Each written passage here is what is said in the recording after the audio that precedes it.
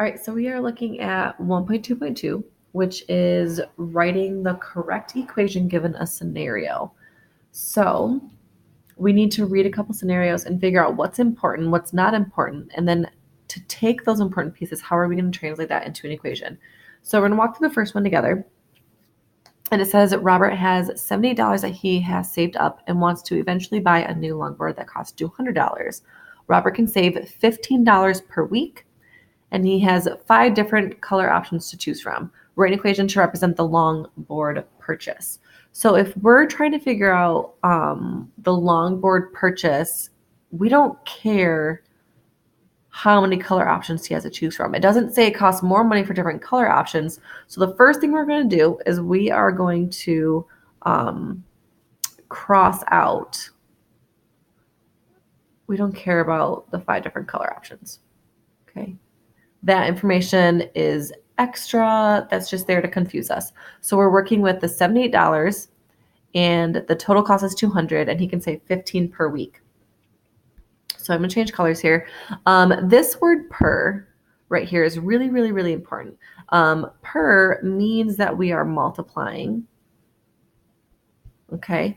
And that's also for if we said $15 each week or $15 every week. So per, each, and every all mean multiply.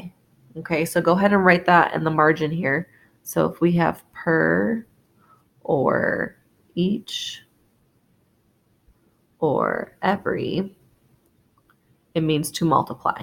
Okay, I'm gonna put a little dot there for my multiplication symbol.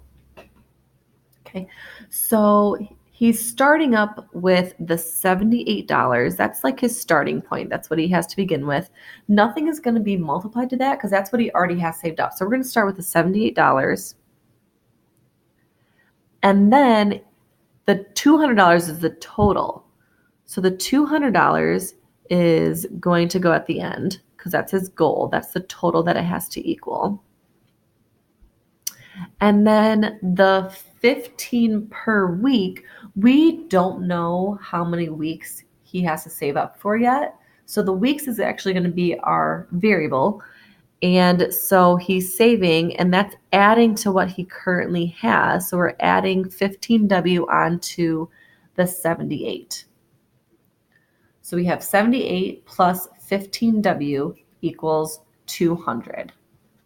And that's our equation. We could solve it. Solving it gets into the 3.0 level, so that's a step further. But right now we're just focused on writing the equation. So for the next one, you guys go ahead and try that one on your own. So go ahead and pause the video and see if you can write the equation. And then when you unpause it, the equation will be written.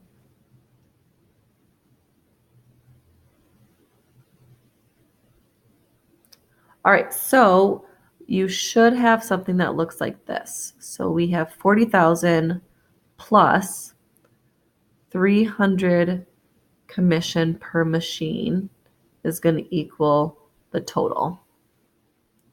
If you ended up putting the total equals and then everything else, that's fine. Or if you switched the 300M with the 40,000 and did 300M plus 40,000, that's fine too, because addition is the same either way. But it should look something like this. So we start off with the base salary and we're adding onto that the commission.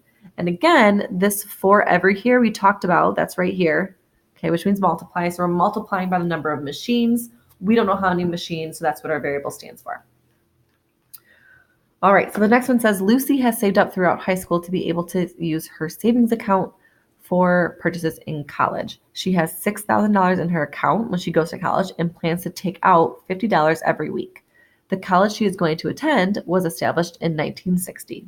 Write an equation to represent the money left in her account.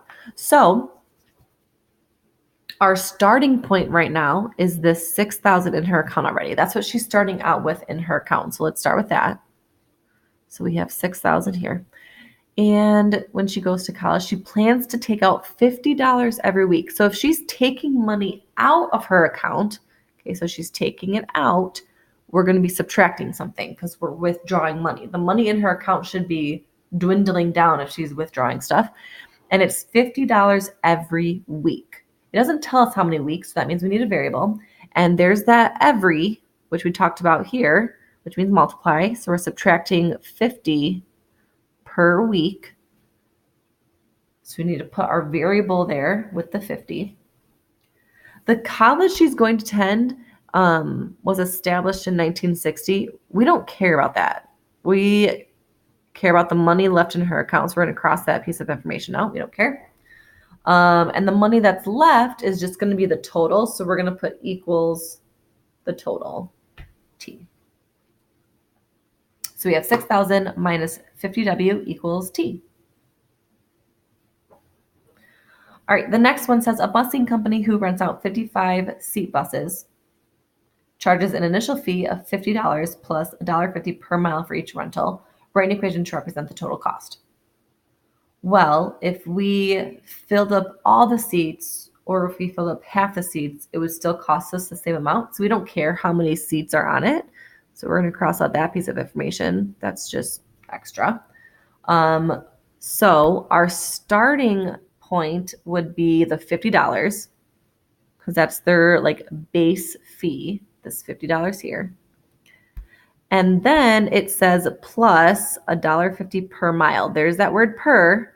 So it's plus $1.50, oh, my decimal, per mile. So we need a variable for miles, and it's being multiplied to the $1.50 because it has that per.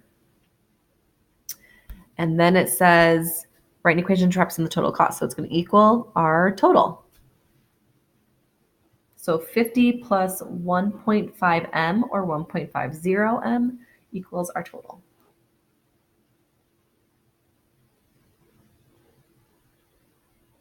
All right, the next one, if we scroll a little bit here. So it's about Tony. Tony has begun eating healthier.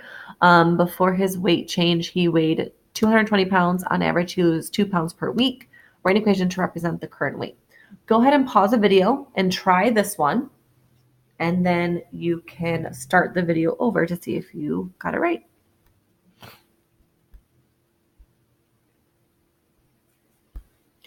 All right, so he originally weighed 220 pounds, so that's the starting point. And he is losing 2 pounds per week. So he's losing, so we're subtracting 2 pounds per week because that per there, so we're doing 2 times the number of weeks, and that's going to equal his current weight. So I'm going to use C for current weight. That's what you should have for that one. All right, next one. Grand Rapids is a booming city. The current population is 196,000. Each year is expected to grow by 1,000 every year. Lansing's current population is 116,000 and grows at the same rate. Write an equation to represent the future population in Grand Rapids. Okay, so let's start with this. Excuse me. It says write an equation to represent the future population in Grand Rapids. So we don't care about Lansing. So we're going to cross that whole sentence out. Okay.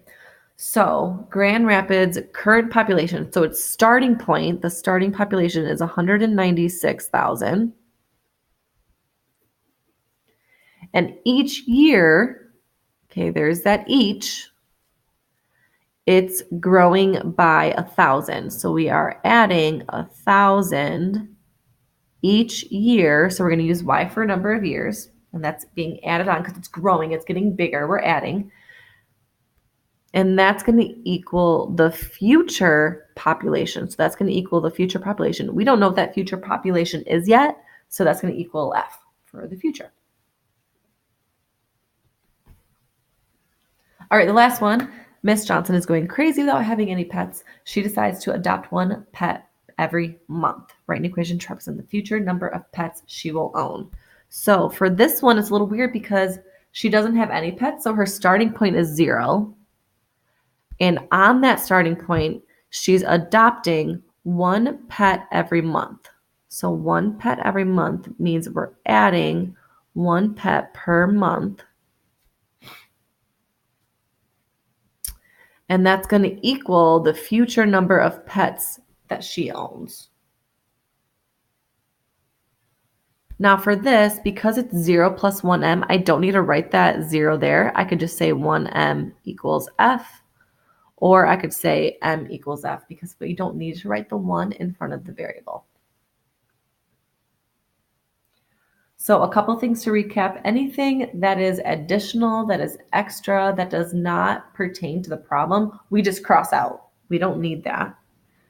We should circle or underline important information that indicates certain mathematical operations.